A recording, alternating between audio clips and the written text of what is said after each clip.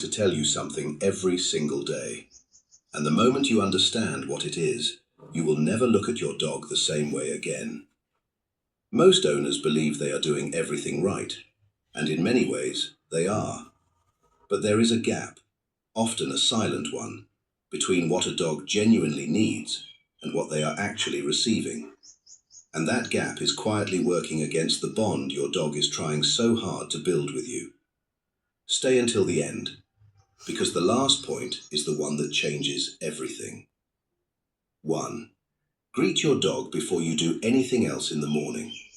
This is something almost no one in the world of dog behavior talks about, and it sounds so simple that most people will move past it without a second thought. But if you take only one thing from this entire video, make it this one.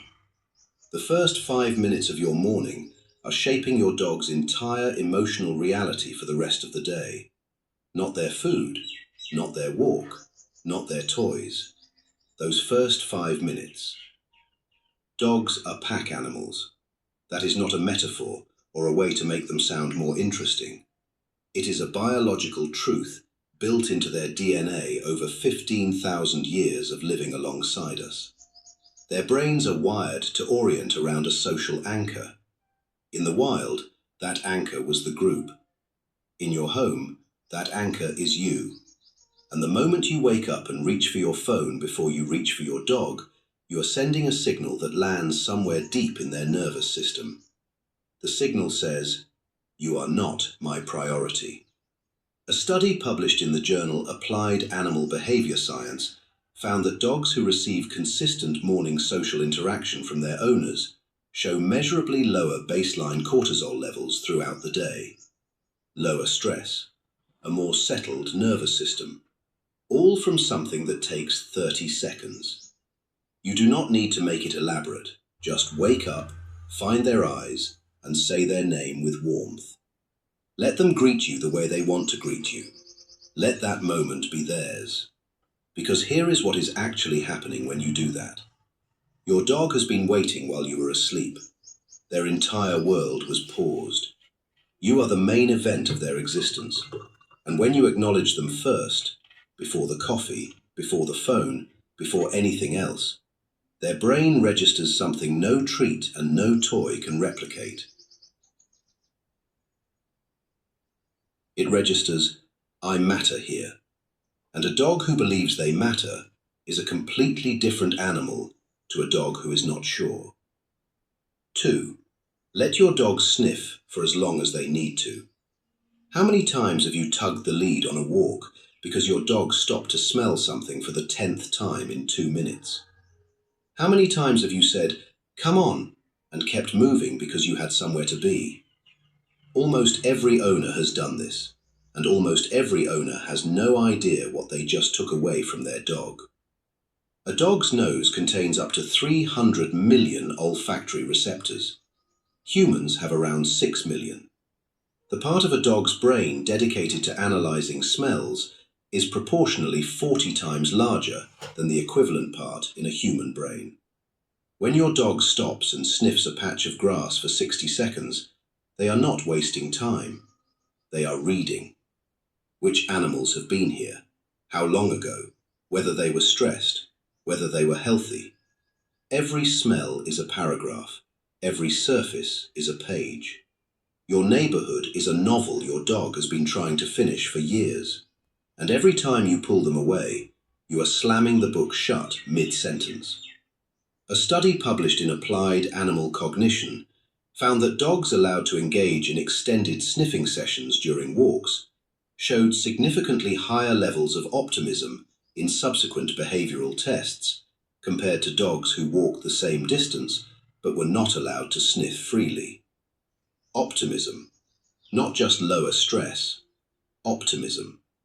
The way your dog is allowed to use their nose affects how they see the world.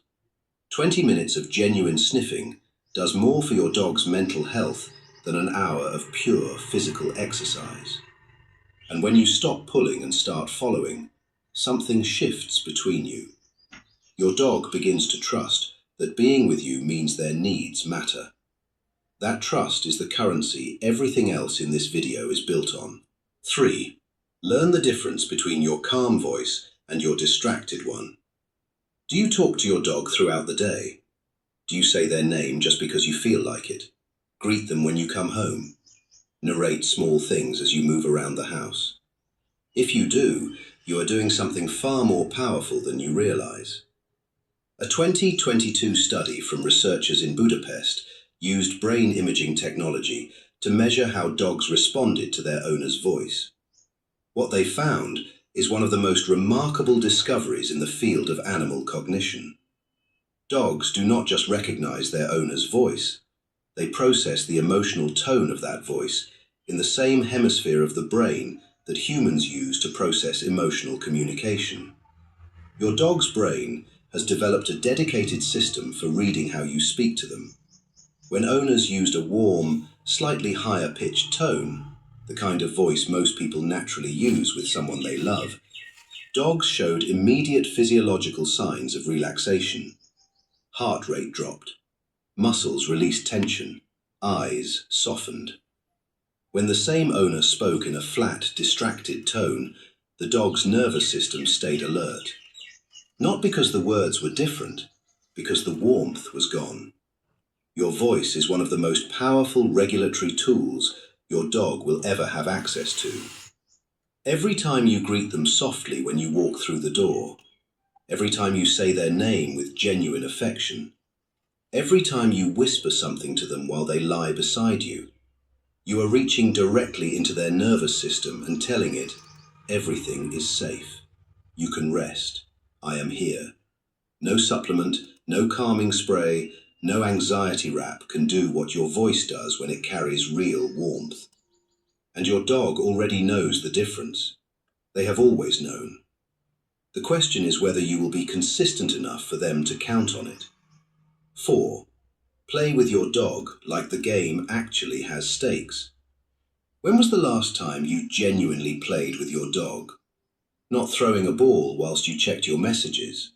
Not tossing a toy in their general direction. Actually played, fully present, fully engaged, making the game feel real. Because there is a difference between keeping your dog entertained and actually fulfilling them.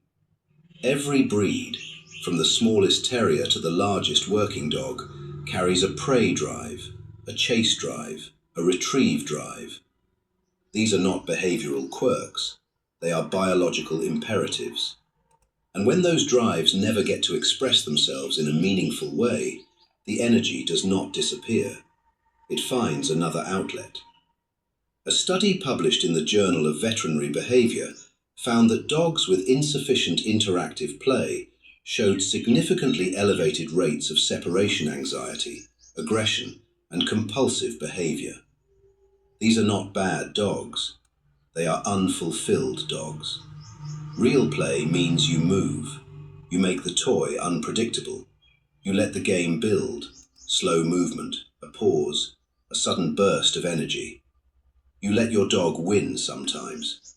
You let them grab the toy and feel the satisfaction of the catch. And you build in a cool down at the end. A few moments of calm that let their nervous system come back down from the arousal of the game.